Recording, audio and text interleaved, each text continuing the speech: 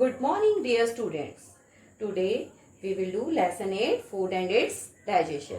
Student, today we will do topic good food habits. Student, in this picture you can see a person is washing raw food before eating, and in the middle one the child is drinking water, and in the third picture you can see the person is chewing the food properly. It means all these are the good food habits which are showing in this picture, and you should also follow these good food habits, good eating habits. Here I want to tell you one by one the good eating habits. The first one is always wash your hands before and after eating the food. Student, by doing this your hands will be free from dirt, dust and germs. Always eat healthy and fresh food. Student, you should always eat healthy and fresh food so that you get all the nutrients of the food. Eat your food at proper and regular intervals. Student, if you want to remain healthy, we should not eat again and again. We should have some gap between the food, and the time period also fixed. If we will follow this, we will remain healthy and food will be easily digested by our body.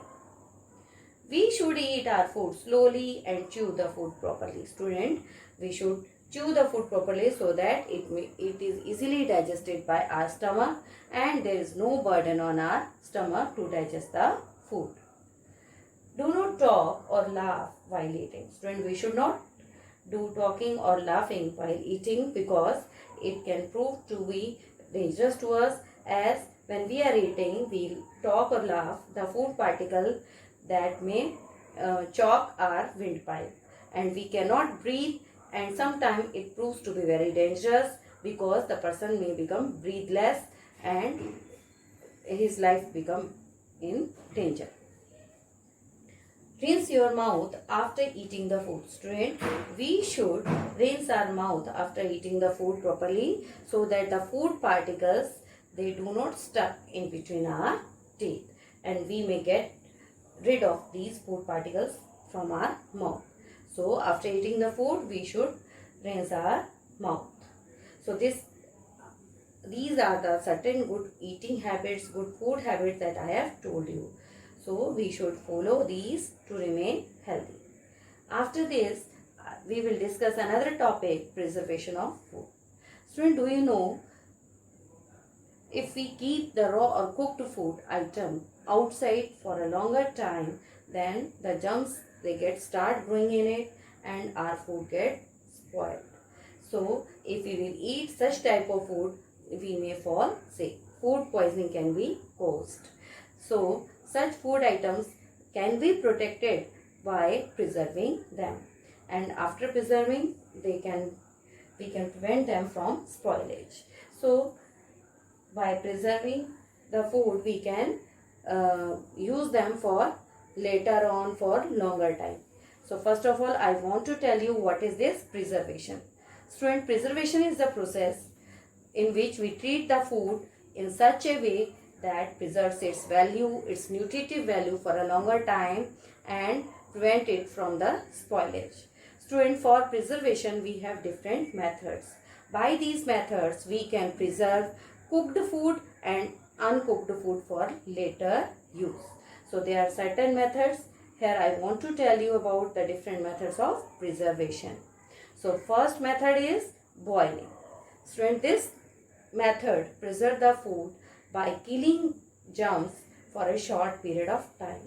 In this method basically we will boil the food item. We can preserve by boiling the food item, that is milk. We can boil the milk, and after boiling what will happen, the germs get killed and we can preserve it for a short period of time. At your home you can see your mother used to boil the milk every day. By doing this, the germs which are present in the milk, they get destroyed or they get killed, and we can use it for the short period of time. We can preserve it. Second method is canning. Student, you have seen different types of canned food in the market, and you buy some canned food items for your home also. In canned food you can see seafoods, dairy products and certain kinds of sweets. They are packed in the cans. And by preserving in the cans, we can preserve them for a longer period, because in these cans the food is packed in airtight cans, and the germs, they do not develop, do not grow in such type of airtight cans.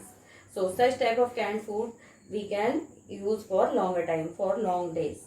Here you can see the canned food. A variety of canned food are there. Third is salting. Student, do you know, by adding salt to certain food item, we can preserve them for a longer period. In pickles and fish, they can be preserved by adding salt to them. Here you can see the pigs. Different types of pickles are there: mango, lemon, carrot, onion, radish, ginger, garlic. Different types of pickles are, and also there are fish. We can preserve them by adding salt. Salt prevent the food items, these pickles and fish, from spoilage. So salt acts as a preservative in such food items, in pickles and fish. Next is sweetening. Students, do you know, extra amount means if we add excess amount of sugar in any food item, it also acts as a preservative. It also acts as a preservation method. So you can see you can see jam and jellies. In jams and jellies, excess amount of sugar is added, lots of sugar is added, due to which they can be preserved for a longer time. We can preserve them for a longer time. Next method is freezing method. Student, in this method, we can preserve the food like milk, fruits, vegetables, cooked food for the longer time. We can keep them in refrigerator and we can preserve them. Student, do you know why they don't get spoiled in the fridge? Because the germs, they cannot grow in cold environment. In fridge the temperature is low, due to which the germs, they cannot grow in cold environment, and due to which the food items, they remain fresh for a few days. For a few days we can preserve them in the fridge. Here you can see the different types of food items. The raw and cooked food, they are keeping in the fridge, and we can keep them fresh for few days. They will not be spoiled for few days, because the germs, they will not develop in the cold environment so early. So students, I have told you the different methods of preservation: the boiling method, canning method, salting, sweetening and freezing. If we will follow these methods, then we can prevent our food from the spoilage. So students, with this I end up my video. Have a good day, students. Thanks for watching the video. Students, if you like my video, you can press the like button, and you can comment and share for my video. Have a good